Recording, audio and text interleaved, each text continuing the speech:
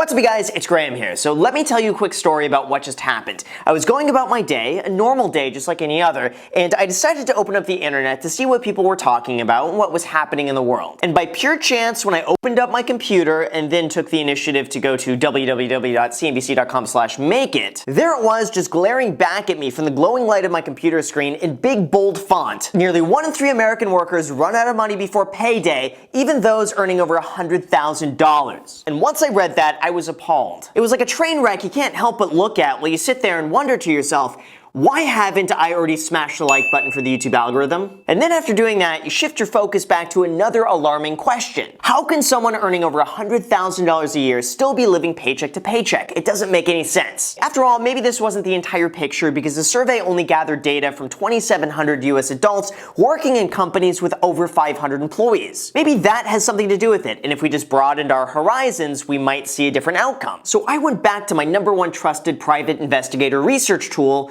otherwise known as Google, and continued to dig up more information, and that's where things got worse. Google took me to an even larger study conducted by Career Builder, which found that 78% of all US workers live paycheck to paycheck. And that encompasses everybody, not just people who work at companies that employ more than 500 people. And that is absolutely unacceptable if I have anything to do with it, which I don't really have anything to do with it. But at the very least, we could discuss why so many people are living paycheck to paycheck, the research behind this, and if you ever find yourself in this predicament, what you could actually do about it so that you're never going to have to live paycheck to paycheck ever again. So first, let's go over the article by CNBC, which goes over the data from employees who work at companies that hire more than 500 people. Obviously, the fact that 1 out of every 3 of these workers is living paycheck to paycheck is pretty staggering. Although once you dive a little bit deeper into the data behind this, what I found at least was pretty shocking. According to research, a higher percentage of people making over $200,000 a year run out of money before their next paycheck than the employees who are making between $40,000 and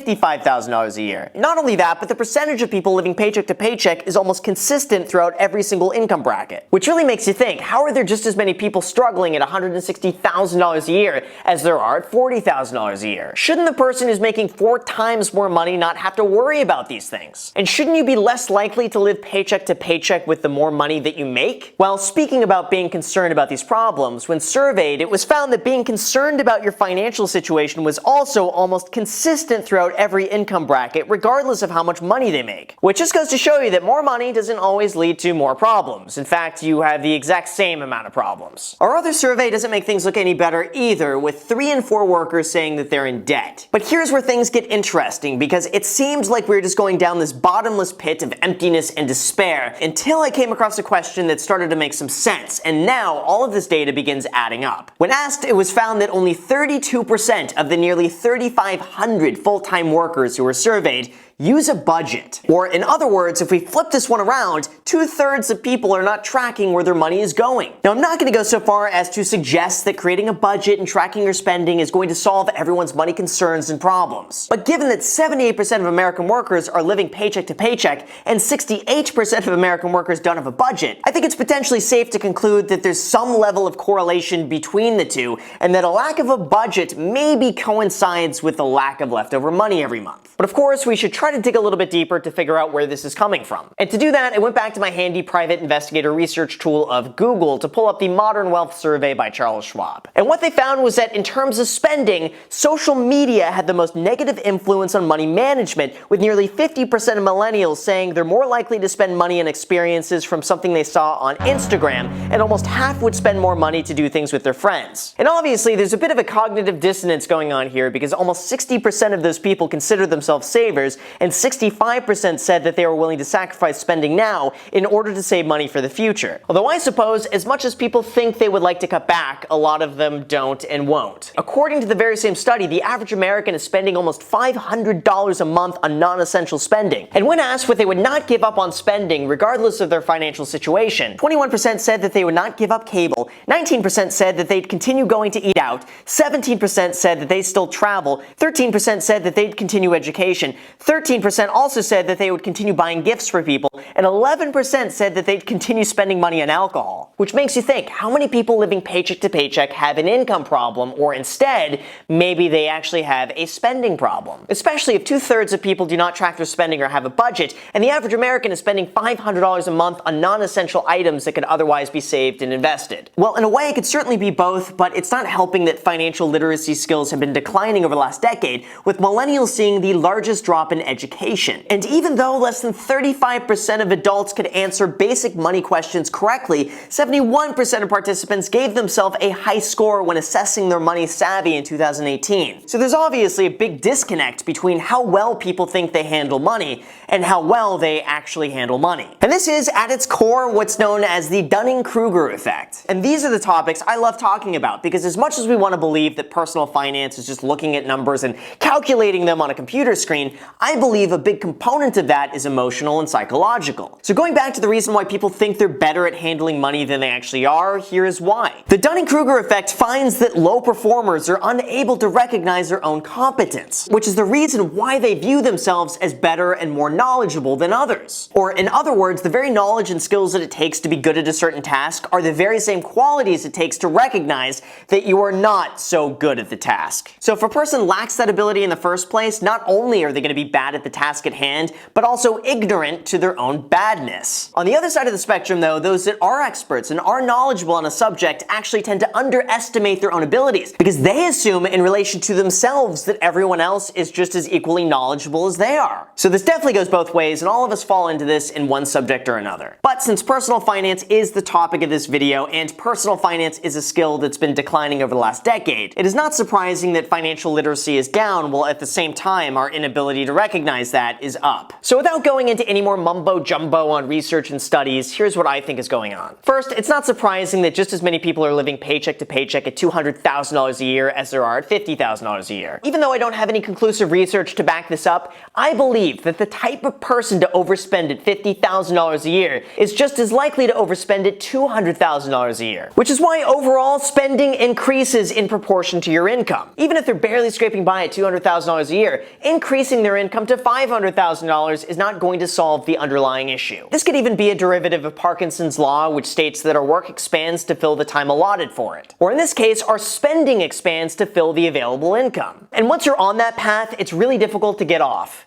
That's what she said. Okay, stupid jokes aside, this is otherwise what's known as the Diderot effect. It's a psychology that when you go and buy one nice item, it makes everything else look less nice in comparison. So that then causes you to upgrade everything else to be on the same level of niceness. And from that, we end up consuming way more than we originally anticipated. Like when you go and buy one piece of furniture and then you realize, wait a second, I need other nice furniture to go with this, and you continue doing that, and then you continue doing that, and then eventually you need a new house to fit all of your nice furniture in. So the only way to break this cycle is to not give in to lifestyle inflation and make a very conscious effort not to spend any more money regardless of how much you end up making. The same thing also applies to worrying about money, and I'll be the first to tell you, you will always have a similar level of money worry no matter how much money you make. This is human nature and applies to so much more than just money. In fact, if you want another psychology lesson today, this is what's known as prevalence-induced concept change. In a way, this suggests that as our problems go away, our mind creates and expands other, more minor problems to make them seem worse than they actually are. Therefore, our baseline level of what we worry about is always going to stay the exact same. Like say you worry about not making enough money, and then all of a sudden you make enough money. Now you're still going to worry the exact same, except your worry is going to shift from I'm not making enough money to how can I not lose this money? Or your mind could just create other problems for you to deal with. Because the human brain can't cope with everything going too perfectly for too long. The same phenomenon also works in reverse as well. Like when bad things become a common occurrence, they just might not seem as bad to you, and other things might seem more pressing. However, this could pose a few problems. Number one, it might make us worry about things that are not really that bad. And second, it might normalize things that should be concerning but are not because they're so common,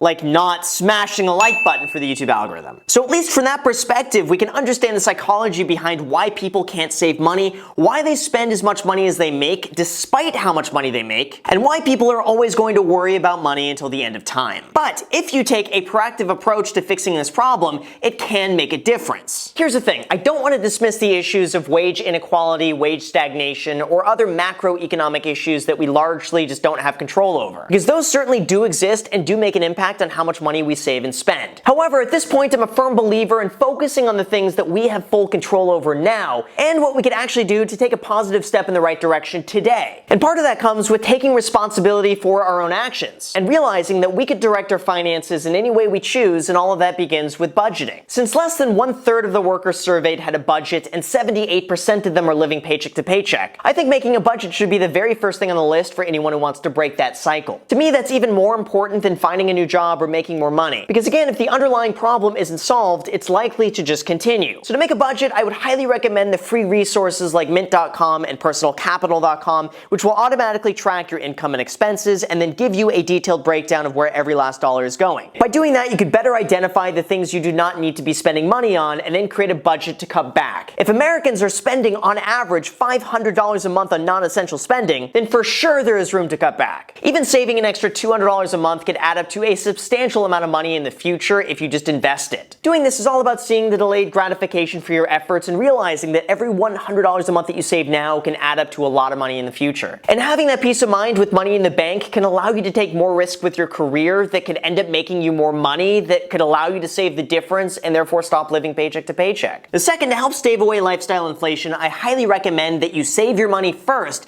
and then you spend whatever is left over, not the other way around. Too many people spend first and then maybe save whatever is left over, if anything. But nope, once you create a budget and have a surplus of income, make sure to immediately save and invest that surplus of income before you ever have a chance to spend it. I also highly recommend waiting to buy anything that isn't already in your budget, even if you just wait 24 hours to buy it. Because I found that most of the time when you want something and then you sleep on it overnight, you'll wake up the next morning and realize, I didn't really need it that badly. I don't want it as bad as I think I did. I'm just not going to buy it. A lot of spending really just comes down to fulfilling immediate desires. And when you take out the immediate in the equation, you'll realize that most things just aren't that important to you after you've had a chance to really think about it. And third, realize that this applies to everybody. Even someone as highly paid and well respected as Mike Tyson could blow through his entire fortune. So it could happen to even the best of us, which is why it's important to always have a budget, stick with it, track your spending, and save the difference. Even, by the way, if you're already good with money. Consider it almost like going to the gym. Just because you get in shape doesn't mean you could stop going to the gym,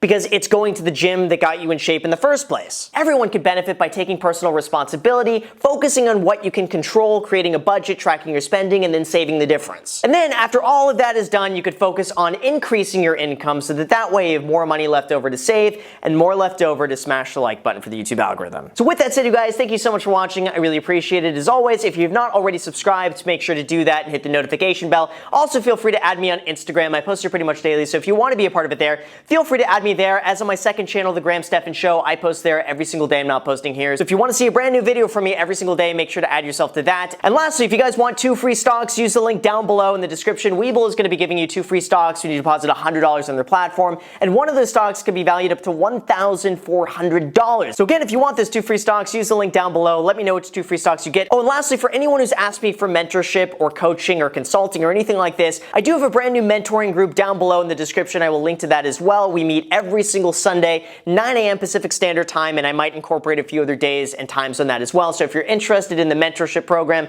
again, link down below to that in the description with everything else. So with that said, thank you again for watching, and until next time.